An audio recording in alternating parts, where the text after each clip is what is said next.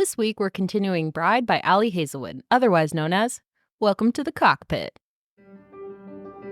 Hi, readers. I'm Jordan. And I'm Katie. And welcome to Not Another Heroine Season 2, the podcast where we break down the best and worst fictional heroines of any genre. Because that's what we do now. Want to see what's next on our TBR list? Subscribe to us on YouTube or follow us on Instagram for a sneak peek at upcoming content or to help us pick our next book.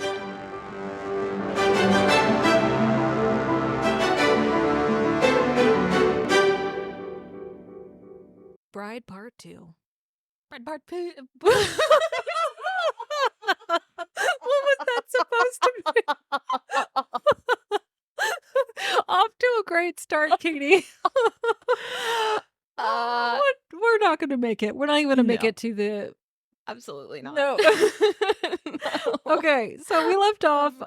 Misery saved Anna, but not really because it was a setup. Yeah. The kidnapping was not really a kidnapping. They knew Emery was going to take Anna, and Misery kind of fucked that piece up. Yeah. But I also appreciated that Lo wasn't like upset about it. No. He was like, I kind of think that's hot that you find my little sister, annoying enough that you still are going to like look after her. Like, I understand that looks weird from the outside. It was safe, but like also. And what we haven't touched on, at least through part one, was there's this like simmering chemistry between Lo and Misery, except Misery still thinks that Lo thinks she smells awful. And so Misery is like bathing 5 times a day to avoid like permeating the area. I also love the fact that like, so we should talk about like at the beginning of each chapter, there's like these girl. Oh my god. Oh my god. Okay. So How did we not? How did I forget about that? I don't know. Oh my god. Because at first I was like, oh, maybe these are quotes from some like love story or something, because there's no names in it. It's just like a he and a she. And there are these like little like insights to a man's like obsession with this woman that he loves. And like it's very like Visceral. Yeah, like visceral, like heavy, and like only fuck. like it's no more than 3 lines, usually 1 or Ever. 2. Yeah. And it's all in italics at the beginning of each chapter. Can you find one? We need to read one because like these like lit up my insides like a fucking I have some highlight. No, I don't have any of those highlights. But so this is how you do a second perspective. 100. Delicately and in the right dosage. Read it, please. I'm still trying to find one because I want to find like a good one because there's a couple that like toe curling like yeah.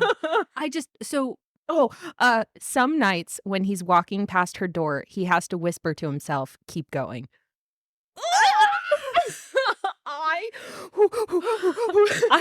We're both doing wing-ons right now. Yeah, there is so much arm movement. I feel tingly. Oh my god, my soul left my body every time I read one of these. And then because I don't know what it is, so I am not wholly into the whole like alpha werewolf thing, pack dynamic, like partake, but I'm not like a heavy drinker in it, but whatever the fuck this is with him like getting tense when she like comes around because of like her smell or whatever, I know immediately like what this was. But it does something because just the way that she writes it is so like, I'm doing Italian hands right now. Like I cannot like, Mamma Mia.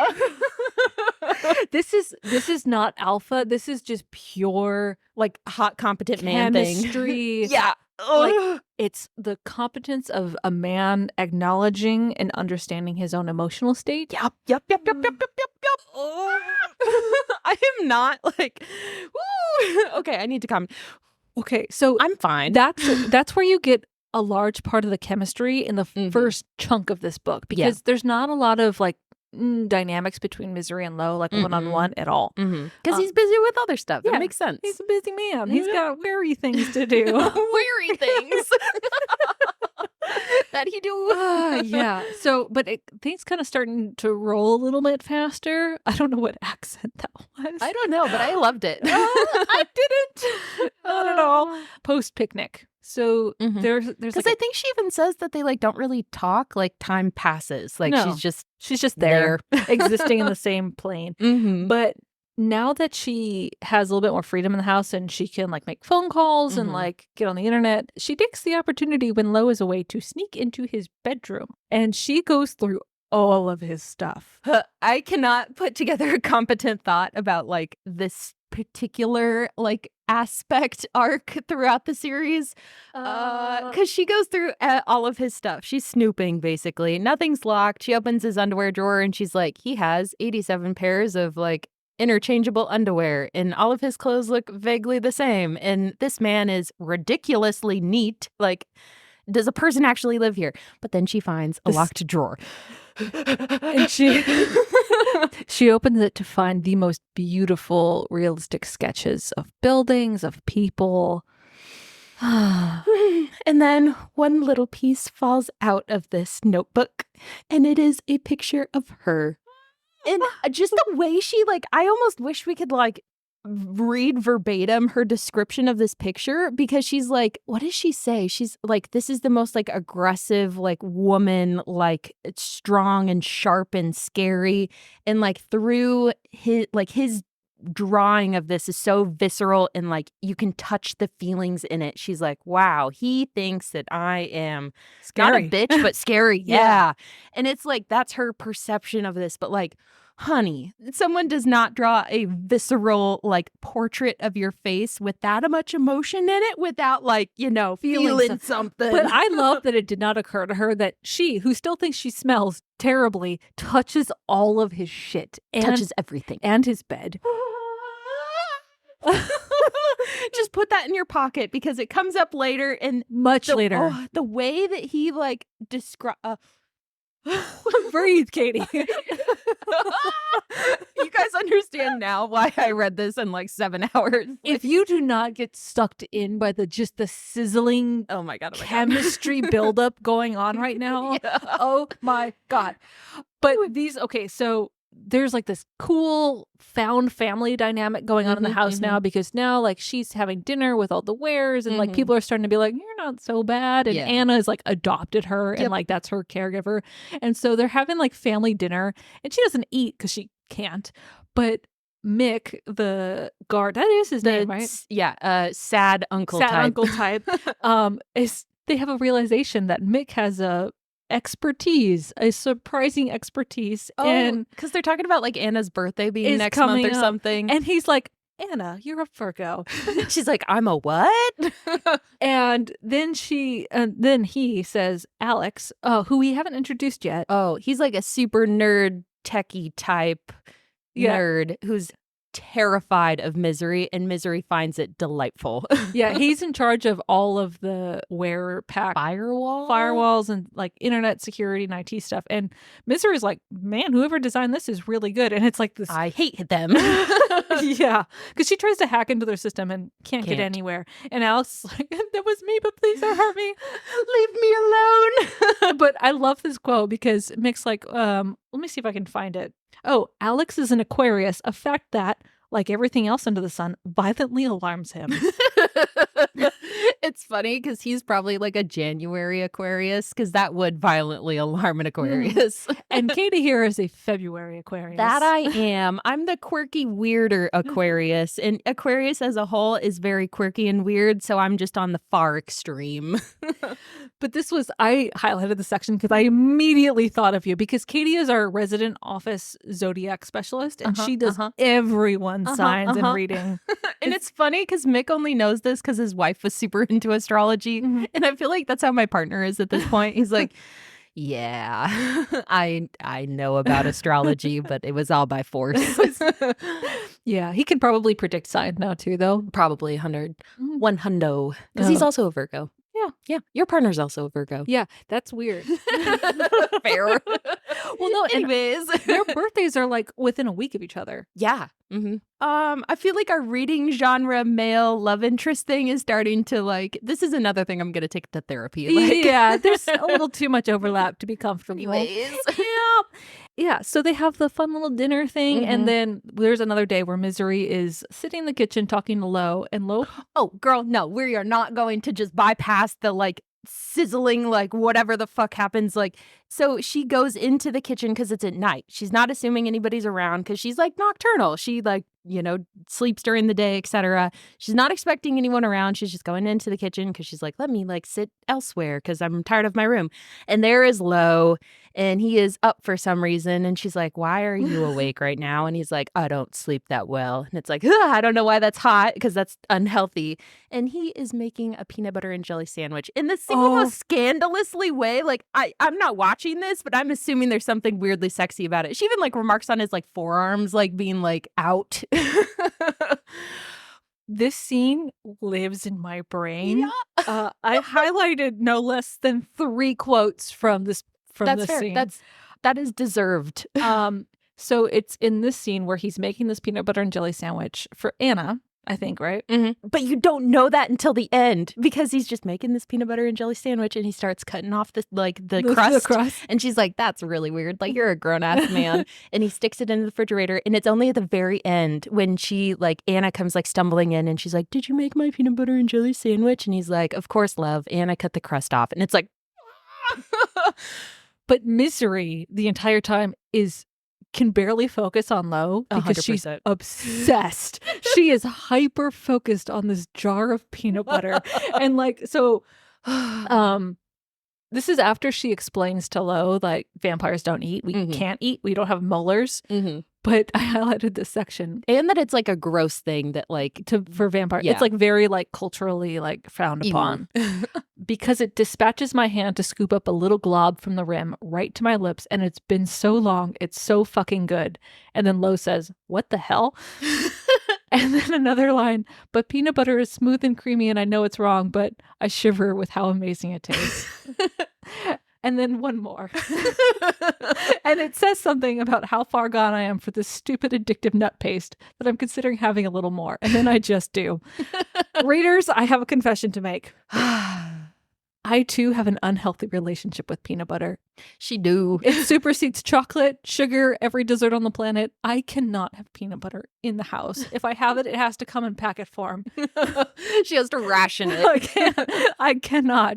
And so when this scene happened, I have never felt so seen by a literary character in my entire life.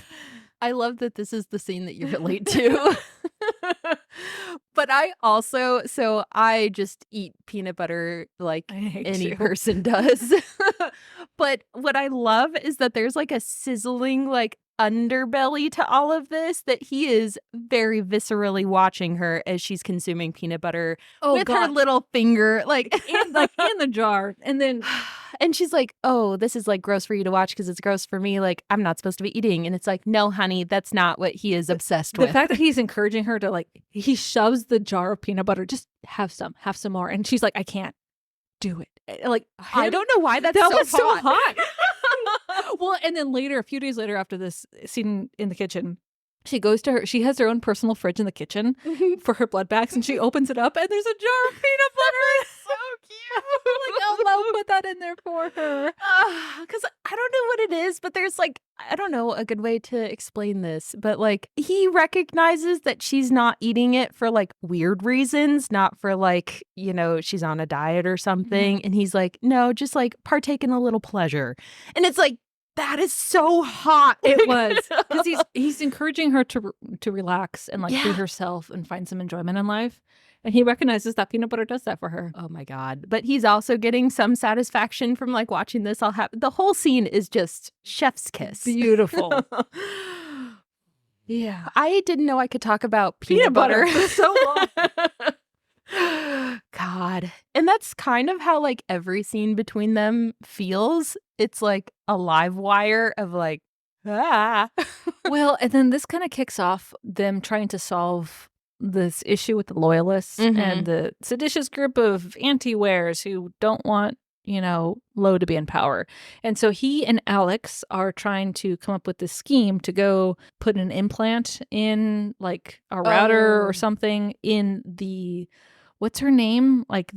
So it's the wife of the former Alpha. I would not be able to tell you. I have no idea.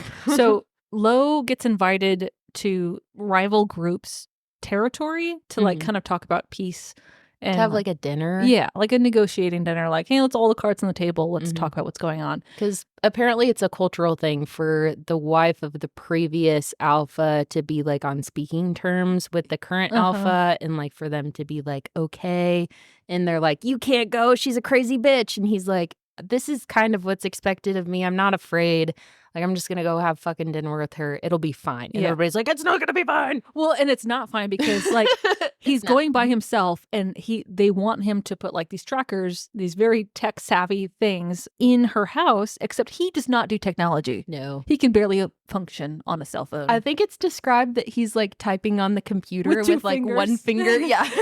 Yeah. Not I good. just imagine, like, giant hulking man with a keyboard, and he's like, "Why this no work?" And then Alex, like so Misery walks into Lo's office to see Alex trying to teach Lo basic coding, and Misery's like, "Oh, honey, no." Bruh, "Can you turn on a computer?" And he's like, "I can turn on a computer," and it's like, "I Not don't you. know that that's true." And so she's like, "Take me with you. I can do this in like 2 seconds. You can distract them and everything will be fine." And like after some bickering, Mhm. Lo agrees to take her with to this fancy dinner at the alternate Pax house. So this was also hot. Yeah. You know what I'm talking about? Yes. Okay. There is a weird scene, like, right at the beginning of this chapter that I thought was really fucking funny for some reason. She's kind of internally thinking, like, "Oh, how are we gonna get there? We have to fly. It's in, like, California or Mhm. something." And so she's imagining them in, like, economy or something, and it's, like, their own airplane, like, small, like, Cessna-esque, and he's the pilot, which hot to begin with, but it's just this funny line where she, like, pulls down her sunglasses and she's like, "Honey, are we rich?" I lost I did my like mind because it's just so stupid, but, like, I don't know why it was so funny. That was so Ugh. well, it's kinda like the scene from Crash Landing on You, where, Yeah. like, he shows up in, like, a super fancy car, remember? He pulls into town, it's like, In the Jaguar or Yeah. whatever? And she's like, "Are you rich?" Like, what's happening here? I So, Lo flies them, and they land in California at this rival house, except before they get off the plane, things kinda get a little, sexy. yeah, but weirdly sexy. Yeah. Like, you feel slightly uncomfortable that you're enjoying it, but you're You're like, "This is hot." like, this is borderline not okay. So, Yeah. he explains to Misery in the, like, cockpit of this You could I have just walked right into that one. I did not do that on purpose. straight into the cockpit. We're going to hell. Oh. Okay. So he explains to Misery that he needs to protect her and these other wares need to know that she is his. Very alpha-y, traditional tropey kind of language here. And he has to make her smell like him. So what happens, Katie? You explain it. Okay, that's Because I already fair. left the cockpit. Early departure. That happens later on in the book. Okay. Everything is fine. So they have this kind of like very upfront conversation, which I appreciate. Like he's not being like super weird about it. He's like, "Hey, this is a weird wear thing. I need you to smell like me. It's going to feel very intimate. I'm sorry, but I need your explicit consent about this." And she's like, "Sure? Like, okay." And he's like, "No, no, no, no, no. I need you to explicitly say this is fine." And she's like, "Okay, this is fine. I consent for you to make me smell like you." Okay, whatever. And then Homegirl walks into the single most sensual moment of her entire existence up to this point. So it's kind of alluded to earlier on in the book that Misery is a virgin because she hasn't had the opportunity to have any relationships. Yeah, because there is some kind of like cute line about it. It's never a thing, which I really appreciated about in this book. Like they didn't confirm it one way or the other, but Misery is very casual about it. She's like, when I have had a boyfriend, like humans not going to date me, like vampires hate me too, like because I think she says it to Lo, and Lo is like, "Oh, yeah, okay," and it's never addressed again, and it's done very well. But Misery has no experience, and then this is her 1st, and this is woo. So anyway, I'm about to reveal something about my knowledge of weird subcategories of romance, paranormal romance, apparently. I dabble. I do not full send partake because there's some parts that make me feel kind of weird. But in some of this like pack werewolf dynamic thing, they have like scent glands. I don't like that word. No, it feels gross on like their wrists and their neck, and I think that's it. I don't know, but he's basically going to like rub himself. You said it. See, okay, so this is what annoys me because this sounds so like gross, but when you're reading it, it is like, oh, like I'm fine. But yeah, basically he's just kind of like Doesn't he bite her in this part? maybe like very gently. Oh. Like it's kind of alluded to as like, you know, like foreplay-esque kind of touching. And there's a group of people just standing Just outside waiting. the airplane, waiting for them to exit.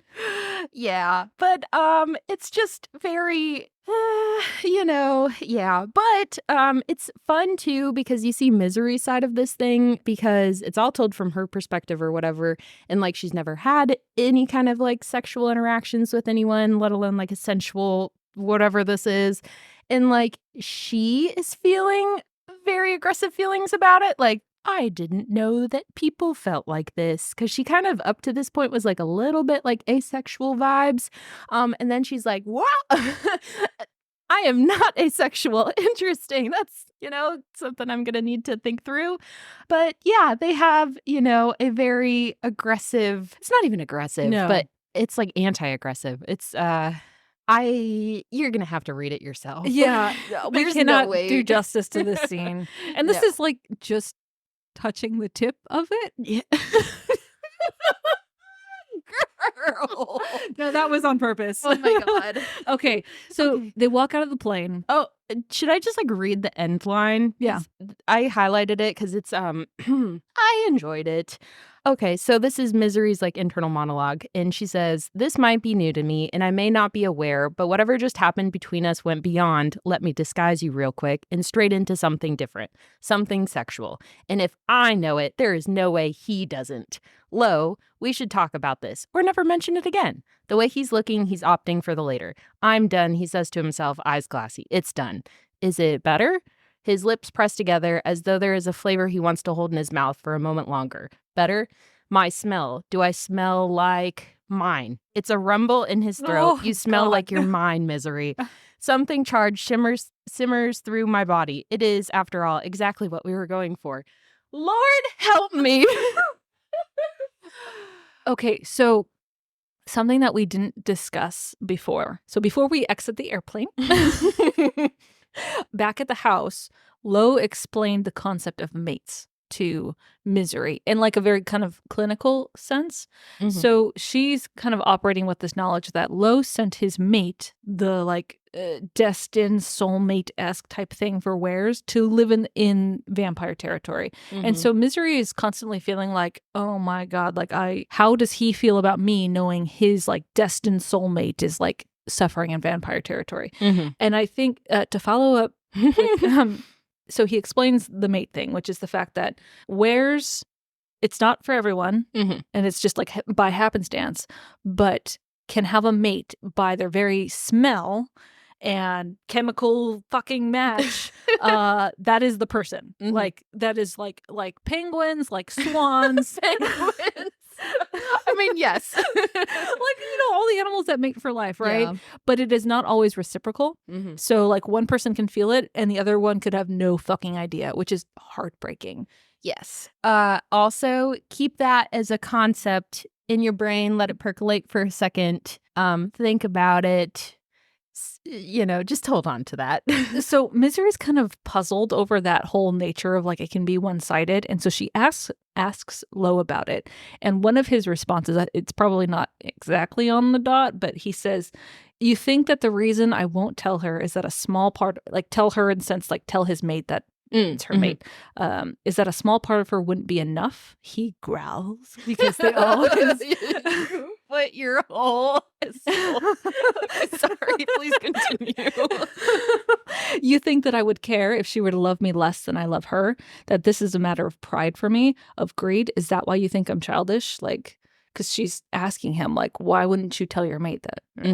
It's just, I can't talk about it anymore. It's so good. Just read the whole thing. It's like, it's very like emotional. Like you read it and you're like, God damn. So this is Lo describing his mate because he knows he has a mate. It's the one in vampire territory. Gabby or something. Yeah. And this is what he says to Misery. She wouldn't admit it. She might not even realize it herself, but she's the kind of person who would feel beholden to me.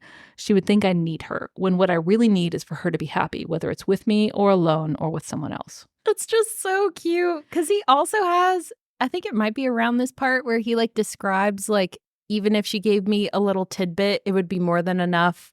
And like, I'm content with just even knowing her for a moment. Like, it's this like, well, because so Misery's kind of puzzled over this nature that like it's not reciprocal. It doesn't have to be. And so she's just questioning Lo about this. And Lo's like, it doesn't have to be. Like, doesn't matter to me. I will make it work no matter how much I can have or not have. So that's the like building blocks that gets established early on in the book. Anyway, back to the cockpit. So yeah, so they exit the plane and they see I pictured my mother. I kind of did too. Like a woman in her 50s wearing like a sweater and some florals and like Play-Doh cookies and some glasses. Yeah. She is the wife of the former asshole pack leader. Yeah. I imagine, have you seen that Food Network TV show, the like Pioneer Kitchen? Oh, Pioneer Woman. Yeah, Pioneer. That's what I imagine. Like the most like gentle looking. Yes. That's exactly spot on. Yep. And so they go in and have a dinner, and they also get to meet Lo's older brother, father figure type who comes to this dinner thing as like a gesture of goodwill because he's from a different pack in the Northwest. He's like the alpha of that pack. Yeah, and his name is Cohen. Oh my God. Okay. I love this man. Okay. So Misery describes Cohen as Cohen is an asshole in the most delicious and entertaining of ways. He seems to have distinct preferences, strong opinions, and little interest in keeping either to himself. And we all know a Cohen. Yep. We all do. Where they're just mean, but you love them. Yeah. It's perfect. And then like Cohen like later calls, I think, one of the humans or one of the wares a fuck waffle. Like Cohen is just like the ultimate like asshole dude bro, Lo's mentor figure. Yes. And Lo is not like that at all. No. But it's adorable that he like loves him very obviously. They have like such a cool bromance going on. Because basically like we learn later that Lo was sent to live with Cohen once Roscoe, the old alpha, kind of picked up on the fact that Lo was eventually going to be alpha and challenge him. And so they basically just told him to like GTFO, leave all of your family. Like they had like packed for him. They're like, okay, bye. Really shitty. And he was like young. And then Cohen like taught him how to be a man in the good way. And it obviously worked because so yeah. they have Anyways. they have a really awkward dinner. I love Misery. Like, this fucking risotto is disgusting. And like, I just love the fact that she's like, people keep trying to feed me. Like, I don't eat. What is this? And then so Lo uses Misery's like need to have like a sip of blood as a excuse to leave the dinner table. And then they go off and sneak into the woman's office.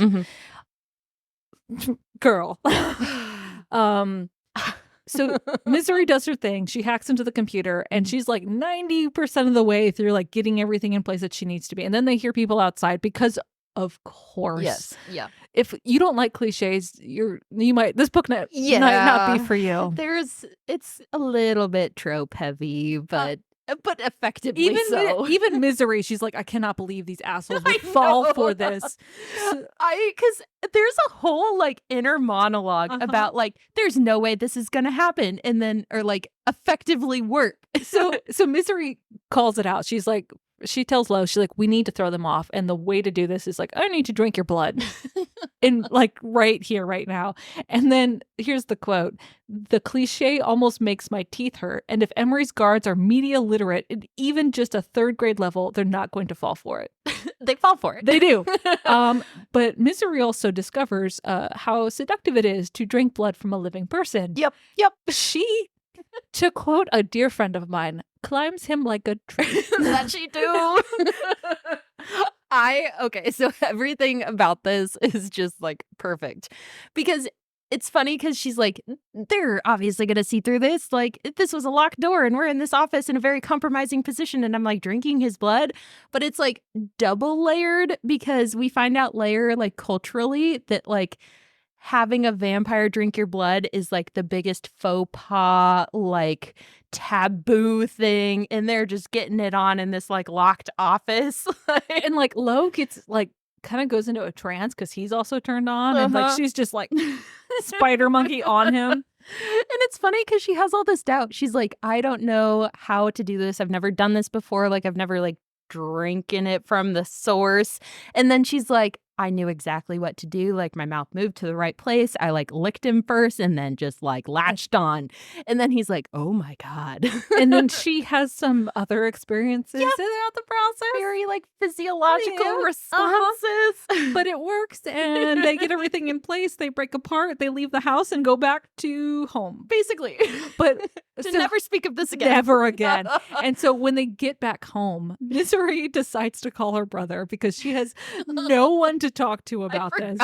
And so she gets on the phone with Owen and she's like, so brother, what happens when like, is it normal for like vampires to like drink blood? And like Owen is, girl, one, I don't need to know about this. Two, that is a sexual act.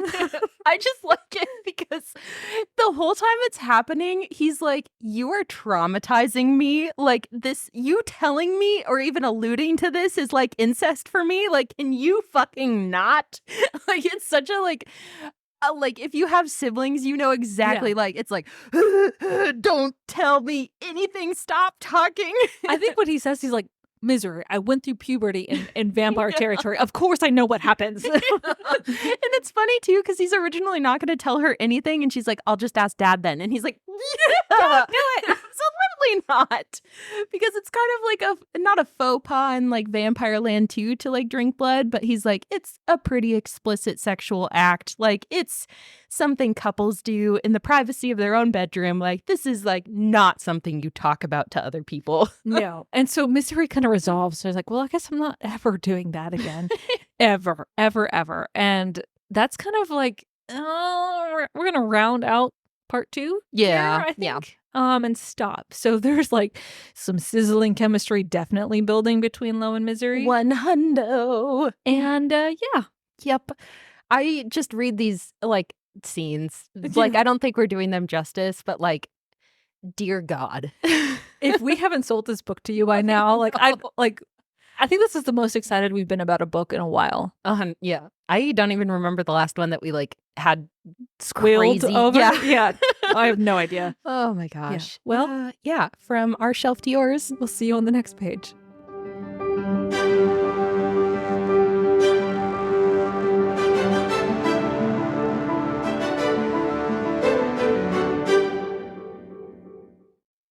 Hi, readers. If you'd like to help us pick our next book, send us a message on Instagram.